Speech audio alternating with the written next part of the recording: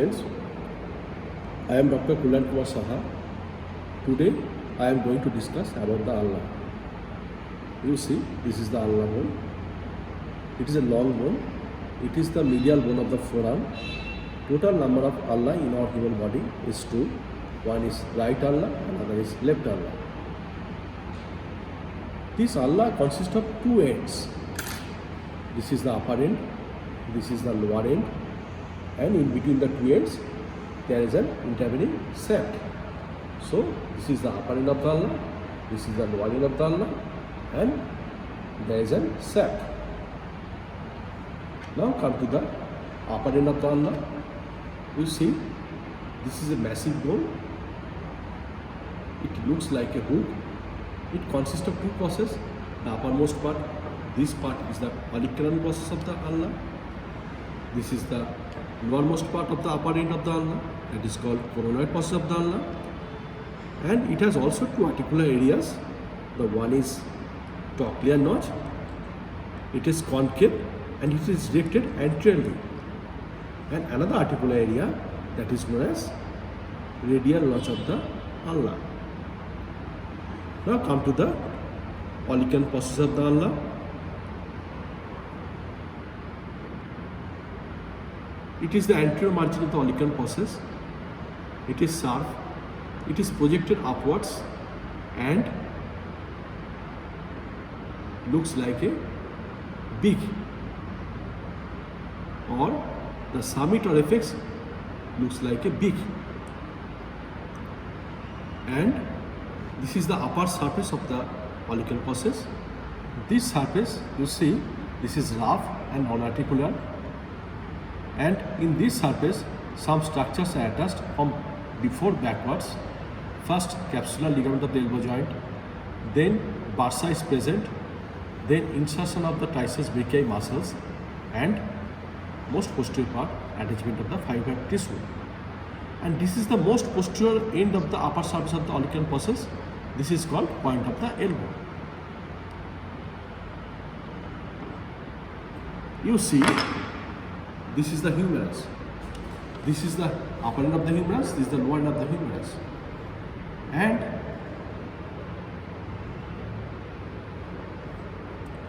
this is the medial epicondyle of the humerus, this is the lateral epicondyle of the humerus. So, you see, this most posterior end of the upper surface of the olecranon process, that is point of elbow. So these 3 point, bony point, that is medial epicondyle of the humerus, point of elbow, and lateral epicondyle of the humerus. These 3 bony point lies in a horizontal line in extension of the elbow joint. But when during flexion of the elbow joint, you see these 3 bony point form an triangle. You see, form an triangle. This triangle is known as isosceles triangle. Now,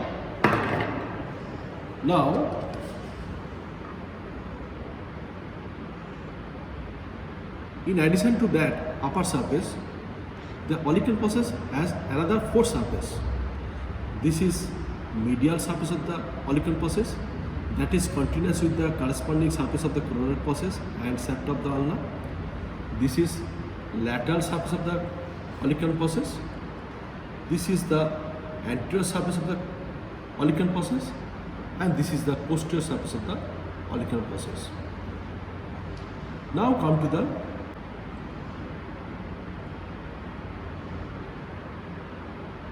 the medial surface. This is the medial surface of the olecranon process.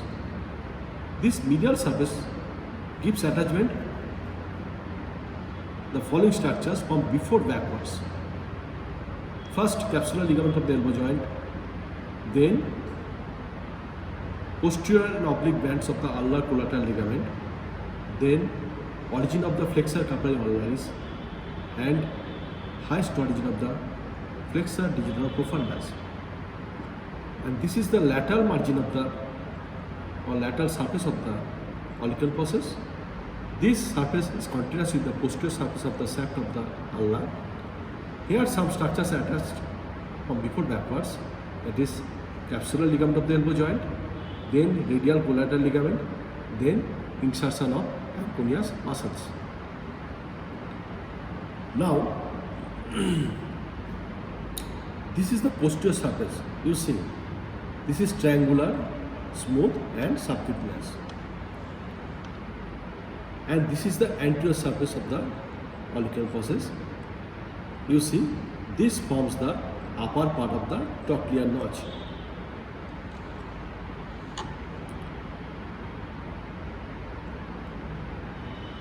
And this is the anterior margin of the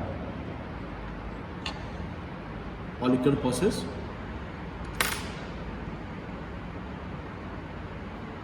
Now come to the coronoid process. You see, this is the coronoid process. It is projected forwards and looks like a bracket. And this is the upper surface of the coronoid process. It forms the lower part of the trochlear notch. It is the anterior surface of the coronoid process. It is triangular and rough. In the lower part of the anterior surface, there is an elevation that is known as ulnar tuberosity. And this surface receives the insertion of one muscle that is known as brachialis. And this below the ulnar tuberosity, this ulnar tuberosity, you see, this is the radius bone, this is the radial tuberosity. So, from the lower end of the ulnar tuberosity to the lower end of the radius, it connects by an oblique cord, which is the remnant of the degenerated part of flexor pollicis longus. The oblique cord is directed downwards and laterally. Now come to the medial surface of the coronoid process. And this is the medial margin of the coronoid process. Here some structures are attached from above downwards. First, anterior band of the ulnar collateral ligament, then origin of flexor digitorum superficialis, then ulnar head of the pointer teres and origin of flexor pollicis longus.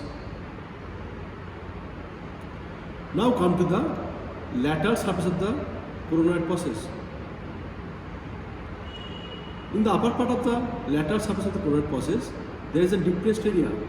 This is the outline of the depressed area. This is called the radial notch of the ulna. In the lower part of the radial notch, there is a triangular depressed area that is limited behind by rest margin. This is a rest margin. This is known as supinator crest that gives origin to the deep part of the supinator muscle. And this radial notch of the ulna, you see, this is the radius, this is the head of the radius, this is the peripheral margin of the head of the radius, this is the neck of the radius, this is the radial tuberosity, and you see this is the medial part of the peripheral margin of the radius. And this medial part of the peripheral margin of the radius articulates with the radial notch of the ulna to form superior radioulnar joint. And you see this radial notch of the ulna, it has the anterior end of the radial notch of the ulna, this is the posterior end of the radial notch of the ulna, and this is the superior part of the radial notch, this is the inferior part of the radial notch. Here some ligaments are attached. First, this is the superior radial joint, and around this joint one ligament is attached that is known as annular ligament. This annular ligament, the attachment is such as from the anterior margin of the or anterior end of the radial notch of the ulna, it encircles the whole peripheral margin of the head of the radius and also neck of the radius, and it ends the posterior end of the radial notch.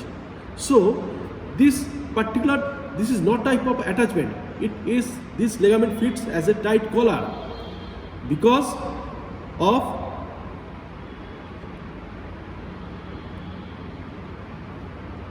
strongest superior ulnar joint to accommodate or to reinforce the particular this part, that is the head of the radius within the radial notch of the ulna, that helps in movement of the head of the radius during supination and pronation of the forearm. And another ligament that is attached at the lower part of the radial notch of the ulna. That is. Now come to the shaft of the ulna. You see, this is the upper end, this is the lower end of the ulna, and in between the two ends, this part is the shaft of the ulna. Now this shaft has three borders and three surfaces. Now come to the anterior border. What is the anterior border? You see, this is the ulnar tuberosity. This is the lower end of the ulnar tuberosity. So anterior border starts from the lower end of the ulnar tuberosity, it goes downwards, and ultimately it ends. This is the styloid process of the lower end of the ulna. So from this point, that is the lower end of the ulnar tuberosity, up to the front of the styloid process of the lower end of the ulna. So this is the outline of the anterior border of the shaft of the ulna. Now come to the posterior border. You see, this is subcutaneous posterior triangular surface which is situated behind the olecranon process. This is the apex of the triangular surface. From the apex of the triangular surface, this posterior border starts. It goes downwards, and up to the ends of the back of the styloid process. This is the front of the styloid process, where anterior border ends, and this is the back of the styloid process. So posterior border starts from the apex of this triangular surface up to the back of the styloid process. Now another border that is known as lateral border or interosseous border. You see, the very characteristic point, it is sharp border and it is directed laterally. It should be on the lateral side. You see, this is the interosseous border or lateral border. It has very sharp ridge, and when this border is continuous above, this is continuous with the supinator crest. You already know. So this is the outline of the interosseous border. But in the lower part of the interosseous border is ill-defined. Now come to the surface. It has three surfaces. First, anterior surface. The anterior surface is lying between the interosseous border and anterior border. Particularly this area is the anterior surface of the shaft of the ulna. Now come to the posterior surface. Posterior surface is lying between the interosseous border and posterior border. That's why posterior surface, the outline, this is the posterior surface of the shaft of the ulna. Now come to the another surface, that is medial surface. You see, medial surface is lying between the anterior border and posterior border. So this area is the medial surface of the shaft of the ulna. Now come to the attachment to some muscles. You see, first, anterior surface. This is the anterior surface of the shaft of the ulna. This is the medial surface of the shaft of the ulna. Now, in upper three-fourth of the anterior surface of the shaft of the ulna, along with upper three-fourth of the medial surface of the shaft of the ulna, it gives attachment to one muscle that is known as flexor digitorum profundus. So, this upper three-fourth of the anterior surface and upper three-fourth of the medial surface. So, this gives attachment of one muscle that is known as flexor digitorum profundus. Now, This is the lower this is the lower one-fourth of the anterior surface of the shaft of the ulna. This gives attachment or origin of the one muscle that is known as pronator quadratus muscle.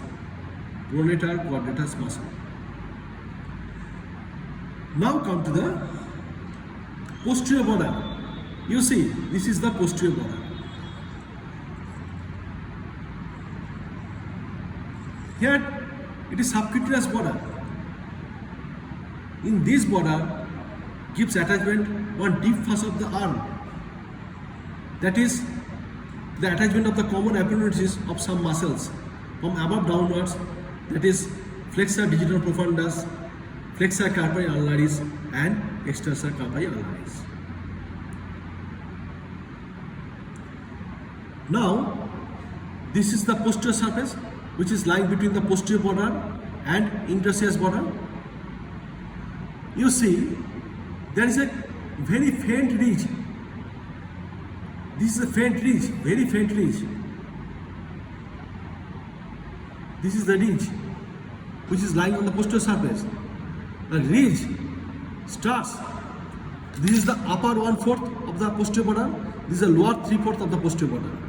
So the ridge starts from the junction of the upper 1/4 and lower 3/4, starts from here and it goes gradually upwards and it ends at the radial posterior end of the radial notch of the ulna. So this is the outline of the oblique ridge. So this ridge again divides this surface into upper small area and lower large area.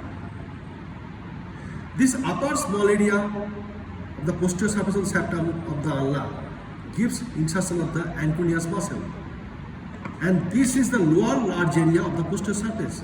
You again see very carefully, there is a vertical ridge. You see, this is the outline of the vertical ridge. That ridge again divides this surface into two areas. Lower border of the radial notch of the ulna, this border attachment, that is by ligament. This ligament is attached from this lower border of the radial notch of the ulna to the medial side of the neck of the radius, and this quadrate ligament, reinforces the inferior part of the capsule of the elbow joint,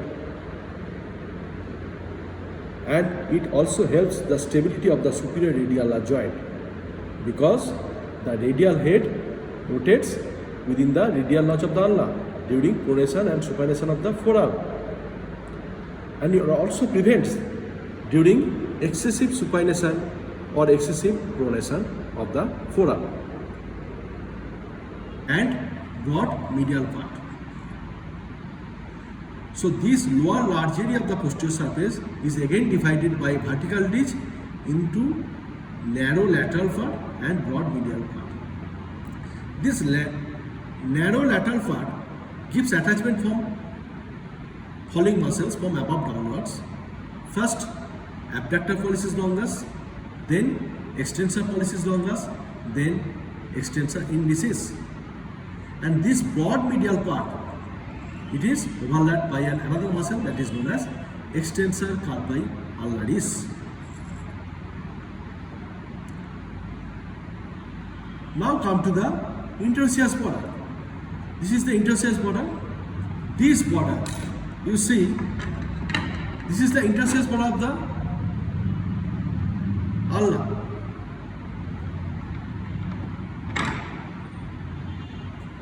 This is the interosseous border of the ulna, and this is the interosseous border of the radius. So these two interosseous border, that is the interosseous border of the ulna and corresponding border of the radius, by strong membrane that is known as interosseous membrane, that connects the two bone of the forearm,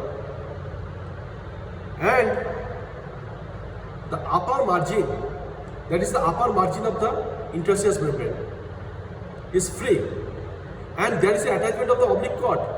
So in between the upper free margin of the interosseous membrane and oblique cord, there is a gap. Through this gap, posterior interosseous vessels goes to the deep part of the or back to the forearm. And this lower part of the interosseous membrane, it is continuous with the capsular ligament of the inferior radioulnar joint.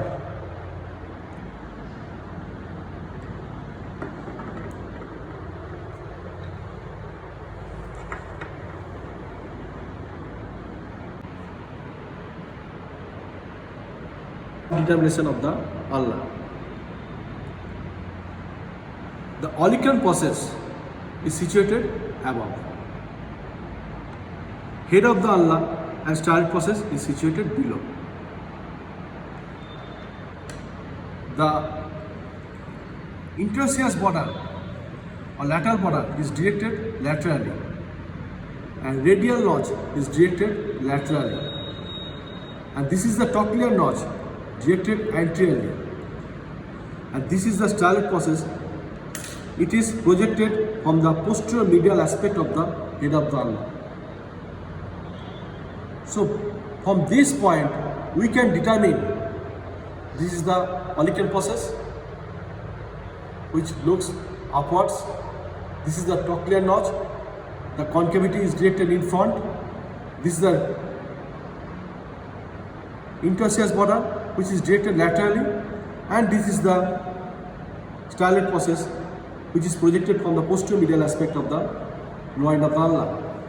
By this point, we can determine this is the right-sided ulna. Now come to the ossification of the ulnar bone. It is ossified from one primary center and two secondary center. The primary center appears for the shaft of the ulna.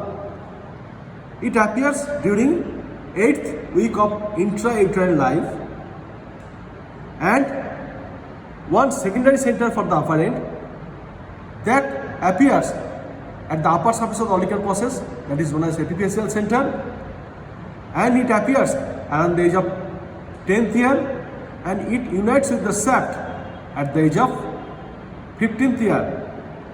And this is the lower end. Here another secondary center ossifies.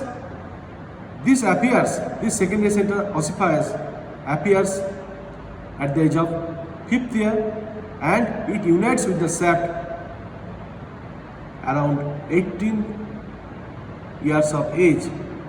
That's why this lower end is the growing end of the ulna. Thank you. This is the ulna.